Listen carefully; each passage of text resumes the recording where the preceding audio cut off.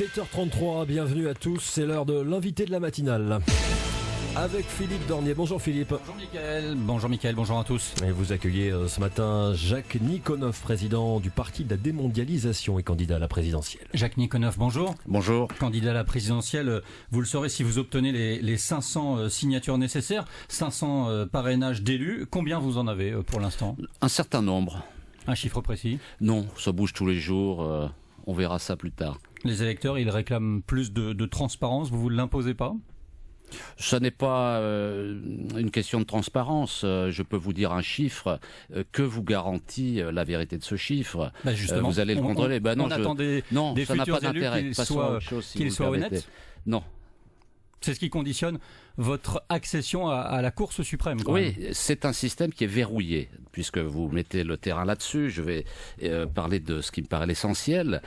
Les grands partis ont verrouillé le système de collecte des parrainages en imposant différentes restrictions par rapport à ce qui était le cas avant. Je vous rappelle qu'auparavant, il fallait 200 parrainages d'élus. On est passé à 500. Ensuite, les candidats pouvaient eux-mêmes remettre au Conseil constitutionnel les parrainages. Aujourd'hui, il faut que ce soit les maires eux-mêmes qui le fassent. Ça, c'est nouveau. Ça complique les choses.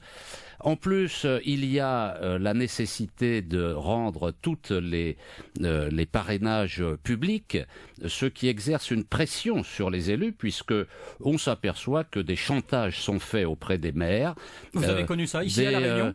Pas La Réunion, non, mais en métropole, il y a un chantage qui est exercé sur les maires par les grands partis pour les menacer de supprimer telle ou telle subvention si ils ne donnent pas leur parrainage aux grands partis. Nous sommes dans un système mafieux. Est-ce que des élus réunionnais ont déjà signé pour vous? Il y en aura. Et donner le chiffre des parrainages n'a que peu d'intérêt. Ce qu'il faut noter, c'est la complexité, le parcours du combattant qui est volontairement mis en place par les grands partis pour maintenir leur verrouillage de la société française. Quels élus réunionnais? Vous nous dites que des élus réunionnais signeront pour vous? Non, on verra. Il y a des réunions, il y a des contacts. Je vous dirai ça en fin de séjour. C'est prématuré pour l'instant, mais je peux vous dire qu'il y en aura, oui. Et c'est vrai que pour les candidats moins connus comme vous, c'est pas forcément évident de trouver l'argent pour faire campagne. Comment vous la financez? On la finance par des appels aux dons des citoyens. Donc, d'ailleurs, ici, un des objectifs est de lever des fonds, bien entendu. Et donc, les citoyens qui sont intéressés par la démondialisation, qui veulent briser le carcan organisé sur la société française par les grands partis, le bloc autour du Parti socialiste et ses satellites, et le bloc autour des Républicains et leurs différents satellites, l'UDI, le MoDem, etc. Donc ceux qui veulent, parmi les citoyens, sortir de ce faux clivage, parce qu'ils se repassent le pouvoir depuis plusieurs décennies pour faire les mêmes politiques, eh bien, versent pour des candidats qui veulent briser ce système. Alors vous avez un parcours étonnant, ouvrier, chômeur, énarque, habitant d'une cité en banlieue parisienne, membre de la CGT et du PCF, ce qui vous a pas empêché de... Avant, je ne suis plus. Voilà. Ça c'est votre parcours, c'est bien ce que je dis. Ça vous a pas empêché de voter Nicolas Dupont-Aignan en 2012. Les communistes, vous leur demandez de vous rejoindre, et aussi les gaullistes. Comment vous pouvez les rassembler? Sur quelle base? Sur la base d'un programme de transformation sociale qui ressemble au programme du Conseil national de la résistance, parce que les communistes et les gaullistes, pendant la résistance, se sont unis sur le programme du Conseil national de la résistance. Et le programme que nous avons élaboré est la continuation du programme du Conseil national de la résistance. Mais par depuis, exemple, ces deux mouvances se sont quand même éloignées l'une de l'autre. Bien sûr, ce sont des courants politiques qui se sont largement désintégrés, mais il reste dans la société française non seulement le souvenir de cette période, mais également une volonté qui peut ressusciter en quelque sorte autour de la volonté de reconquérir la souveraineté de la nation. Évidemment, la comparaison n'est pas tout à fait égale entre la période de la guerre et la période d'aujourd'hui, mais il y a un point commun qui est celui de la France n'est pas en guerre contre le terrorisme. Non, la France n'est pas, on n'est pas en guerre, absolument pas. Non, François Hollande l'a dit à plusieurs reprises. Oui, non, ça c'est de la propagande. La réalité n'est pas là. Il y a une réalité terroriste. est dans la situation où il faut libérer la nation. Il faut reconquérir la souveraineté de la nation. Et c'est sur cette idée que nous pouvons rassembler les communistes, les gaullistes, mais bien au-delà, tous les citoyens qui constatent que les grands partis ont accepté la soumission à la mondialisation néolibérale, c'est-à-dire la captation de la souveraineté de la nation par les classes dominantes internationales des États-Unis, de l'Europe, du Japon. Et c'est ce qui a motivé notamment la création du mouvement Attac. Vous en avez été le premier président, altermondialiste donc, favorable forcément à la taxe Tobin, taxe sur les transactions monétaires. Si le néolibéralisme disparaît comme vous le souhaitez, qu'est-ce qui va se passer ? Eh bien, les peuples seront libérés. Et il n'y aura plus de taxe Tobin. La taxe Tobin, si vous voulez, aujourd'hui, c'est dépassé. On n'en est plus là. La spéculation est telle aujourd'hui qu'il ne s'agit plus de ralentir la spéculation comme c'était l'intention de la taxe Tobin. Il s'agit de démanteler les marchés financiers, de les démanteler. C'est plus du tout le même problème aujourd'hui. Et pour les démanteler, c'est une des propositions que nous faisons.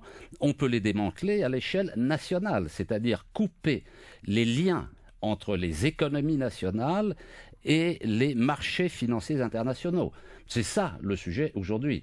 Donc la démondialisation, un des aspects de la démondialisation, c'est précisément celui-là, se couper des marchés financiers internationaux et trouver les moyens propres pour financer le développement de l'économie par le retour à ce qui fonctionnait dans le passé, le crédit bancaire, et supprimer le financement par les marchés. Vous voulez surtout sortir de l'euro, quitter l'Union européenne, alors qu'à La Réunion, il y a beaucoup de grands chantiers qui sont financés justement par l'Europe. Non, c'est une erreur. Non, c'est une erreur que je souhaite relever tout de suite. Ça n'est pas du tout la réalité. Les sommes qui sont versées par l'Union européenne et qui arrivent à La Réunion sont réellement versées, sauf que ce sont des sommes qui viennent de Paris, qui ont fait un petit tour autour du Mannequin Peace à Bruxelles et qui arrivent à La Réunion. Attention, il ne faut pas se faire une erreur parce que la France verse 20 milliards d'euros de contribution à l'Union européenne, au budget de l'Union européenne, et reçoit en retour 12 milliards d'euros. 13 milliards, je regardais. Voilà, il y a un écart de 8 milliards, c'est-à-dire que l'Union européenne nous coûte 8 milliards. C'est le principe de la solidarité en même temps. Oui, il n'y a pas de solidarité. Regardez avec les Grecs, où est la solidarité ? Il n'y a pas de solidarité. C'est interdit par le traité de Lisbonne. Alors, cette nécessité de sortir de l'Union européenne permet notamment de récupérer 8 milliards. Ce qui fait que les aides, mais si vous voulez, il ne faut pas se placer en position d'assister.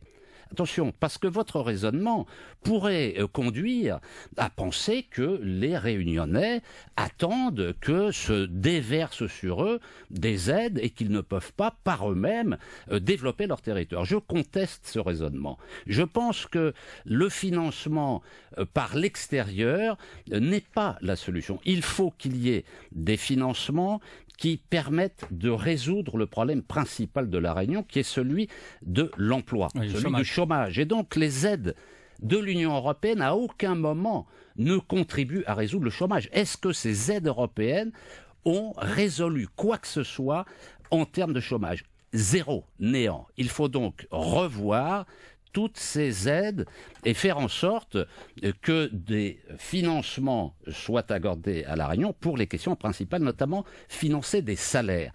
Financer des salaires parce que c'est comme ça qu'on résout le problème du chômage. Jacques Nikonoff, merci d'avoir accepté notre invitation et bon séjour à La Réunion. D'accord, c'est fini déjà ? Ah ben oui, c'est fini. D'accord, écoutez, c'était très gentil en tout cas. Est-ce que vous pouvez faire une petite annonce ?